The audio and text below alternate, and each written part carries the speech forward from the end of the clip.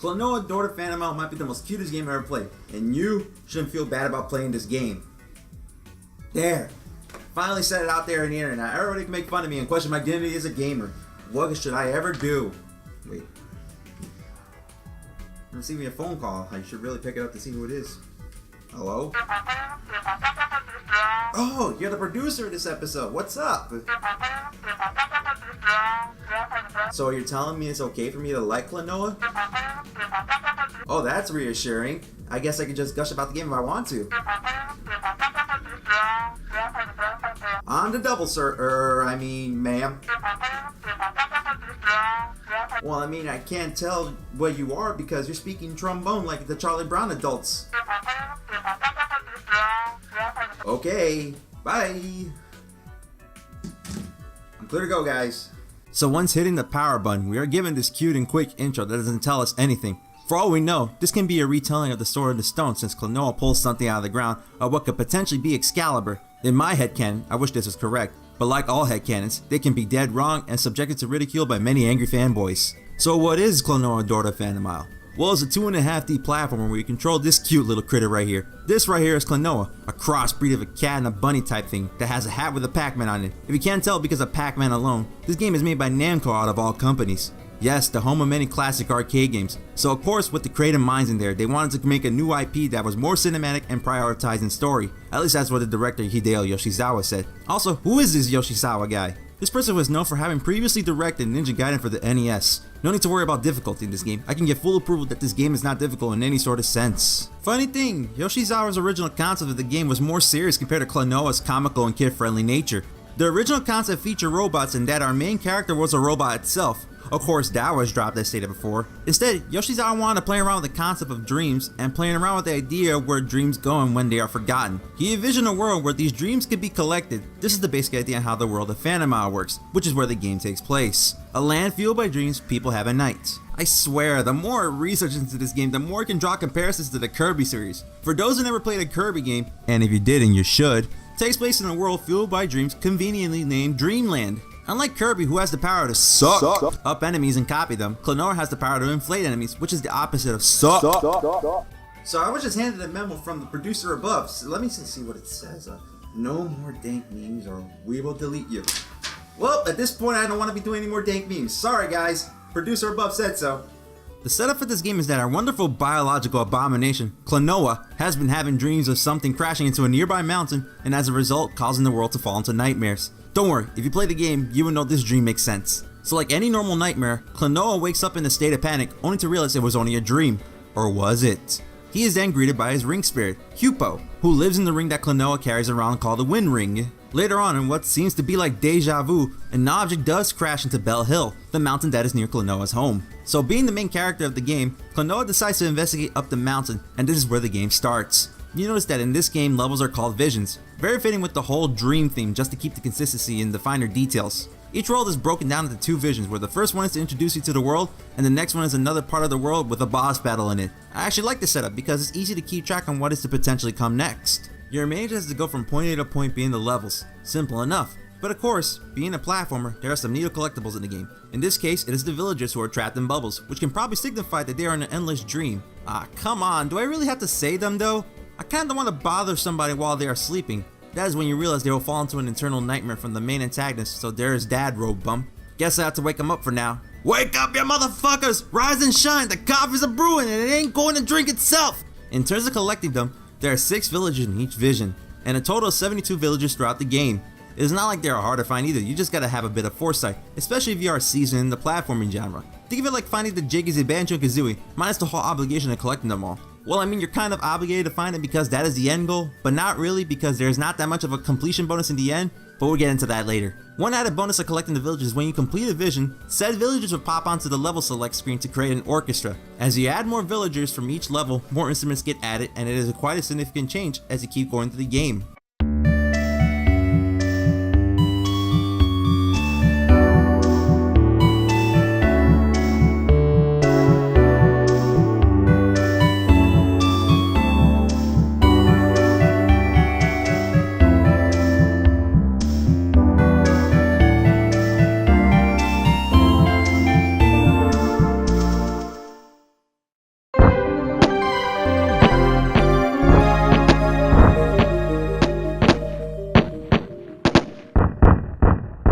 Controlling Klonoa is a breeze to do in this game.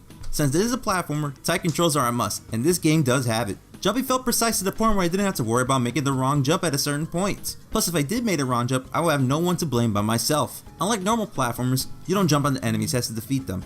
See that ring that Klonoa has when you press the square button? This sends out a wind bullet from said ring, which in turn inflates enemies once it hits them. Don't know why, but I honestly think that they look adorable when inflated. It's a habit of mine to see how every enemy looks like when they're inflated. It's weird, I know, but it's my weird habit. The inflation mechanic reminds me of Dig Dug, which was also made by Namco too, except you have the hose that lets you inflate enemies instead of getting close to them. It's cool to see cameos that were intentional or not. Anyways, once you inflate them, you can throw them left, right, and here's the kicker, foreground and background.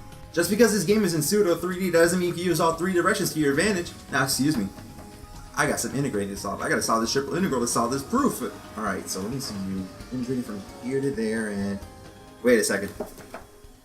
This proof is trivial? Oh, son of a bitch! Items and collectibles will be in the foreground and background, so keep your eyes peeled. Not only you throw inflated enemies, but you can also double jump with them.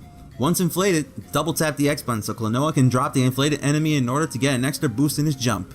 You can also chain double jumps and you can get some crazy airtime due to this. The time itself is not that hard to pull off, but once you get that hard to reach item with chain doubling jumps, you got to pat yourself on the back as a reward. To add on to the constant double jumping is floating through the use of Klonoa's ears. If you hold the jump button while in the air, Klonoa will float in the air for a couple of seconds. This gives you a huge margin of error in case you really did screw up that one jump. I mean, it's just like Kirby, the pink puffball who could inflate himself to get across other platforms. Whoa! My mind just went blank for a second. No more comparisons at this point. Can we just talk about the graphics of the game because it looks great? Granted, it might be dated now, but with a bit of upscaling from the PS3 or an emulator, the game looks very presentable. All the backgrounds in the game are rendered in 3D, same goes with some of the bosses, while the colorful cast of characters are rendered in 2D. However, Klonoa can only travel on a 2D plane throughout the whole game. Hell, you can only control the game with a D-pad. The paths that Klonoa walks during the level can wrap around 3D objects to give it a 2.5D look, as I stated before in the beginning. Hell, one moment you could be moving something that was in the foreground and background only, for it only to come into an eventual spiral that intersects with one another. As to the whole immersive nature this game has, without the aimless and wandering feel of many other 3D action games. At least that's what it says in the back of the game box. The environments are filled to the brim with gorgeous backgrounds and details that pop off the screen. To the brightly colored yet windy village of Breezegale, to the lush green forests of Forlock the Tree Village, and finally the mysterious yet foreboding shrine of Coronia. Each level has their own curious quirk, like one perfect example that I can think of is the Kingdom of Jugpot, where the waterfall is flowing backwards. If you watched my videos in the past, you would know I put a heavy emphasis on the music. Music is what brings a world alive, and the music in Klonoa perfectly complements the world we are in. A lot of ambience and levels to pair with the mellow tone, almost as if you could fall asleep with this music due to how relaxing it is. Coincidentally, this is a game about dreams, so this fits with the overarching narrative. That doesn't mean the entire soundtrack is comprised of ambience, because you got some of your heavy hitters, especially in the boss fights, to break up the ambience. With all good the game has, there's going to be negatives of course. First we have to talk about the difficulty. It is painstakingly easy compared to the many platformers that were out for the PlayStation at the time. In the time where Crash Bandicoot 1 was difficult, you would expect to have some form of difficulty. Can't knock it too hard because the game is not meant for my age group anyways. Now this negative is more of a gripe because it was driving me nuts for the longest time. The voices for the characters are gibberish nonsense.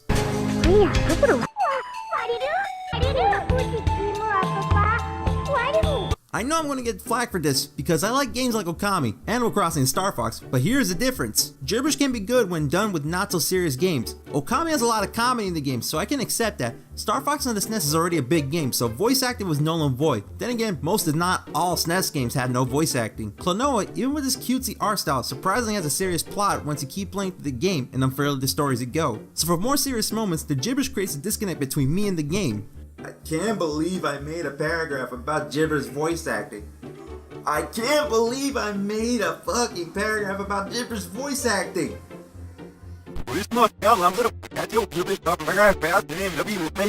Speaking about serious moments, can we talk about these for a bit? Cause holy crap, they are as dark as the coffee as I drink every morning. For those who don't want to hear any form of spoilers, go to this timestamp so you can skip over to the next part of this video. Don't worry, I'll wait for you.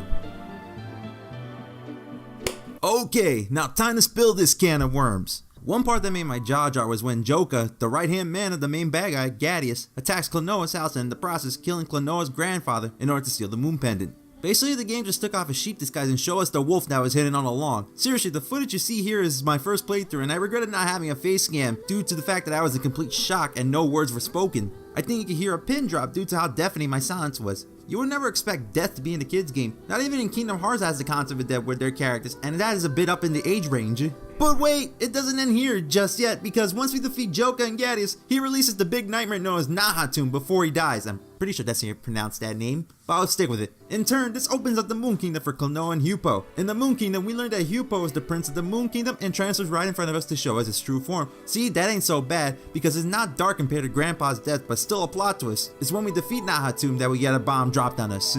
Hey guys, what's up? This is Jugs here, and I didn't even remove. This is where all the magic happens and all that. But anyways, I want to point out that I messed up on writing the script. I mean, that could be attributed to like me staying up late at night, trying to me not remembering certain plot points. But everybody makes mistakes in the end. But I somehow messed up the order of the plot where you're supposed to be fighting Nahatum, and then Hupo transforms. Actually, that's the other way around.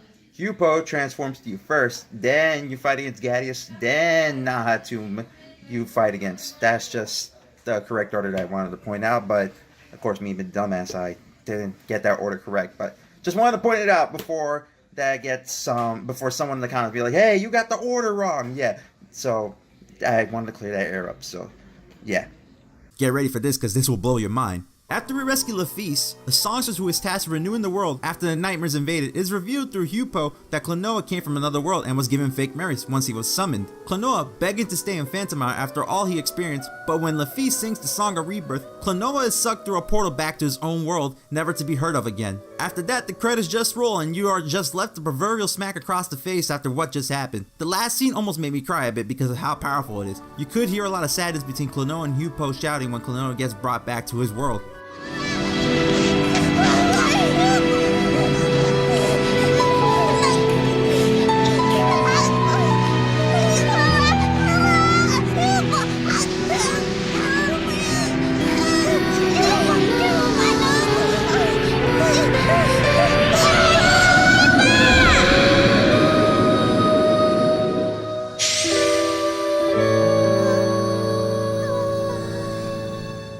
You can even look at this ending at a bigger scope. You can surmise that people are going to forget about Klonoa after the world has been renewed, and not to mention Hupo lost his only friend, leaving him alone to rule his kingdom. That in itself is sad, and I applaud the developers for not holding back in the emotional delivery.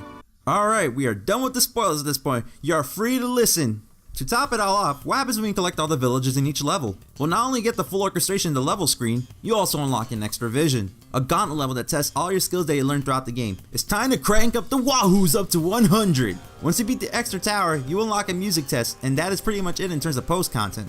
I know the Wii version of this game has a lot of extra content like reverse mode, but I haven't managed to track down a cheap copy for me to show gameplay. Even if I don't have the game, I can tell you one added benefit to the game. They actually dubbed the characters instead of using the gibberish language. Did you see that? Something crashed into Bell Hill. Let's go and take a look. Yeah. Fun fact, the voice actor of Hupo in the Wii version is Laura Bailey, who is known for the voice behind Trunks in Dragon Ball Z Kai. She also did Lust from the Full Metal Alchemist series and Shin from the Shin-Chan series. She is quite a talented voice actor, and you should check out her other work when you have a chance. Now with all that being said, here's my final summation. Klonoa Door to Phantomile might be easy on the surface. However, through the use of 2.5D graphics, you get a very colorful game with some very colorful cast of characters, of course. Player be warned though, there will be so many moments that will tug at your heartstrings, so keep your emotions down to a minimum when you're playing this game, because whoo boy, the dark scenes are gonna get you. You might say it's the Kirby series that PlayStation needs, but there's so many things that differentiate this game from Kirby alone. I mean, compared to Pink Puffball, we can at least tell what type of animal Klonoa is at least. Unlike Kirby, he's just a pink puffball.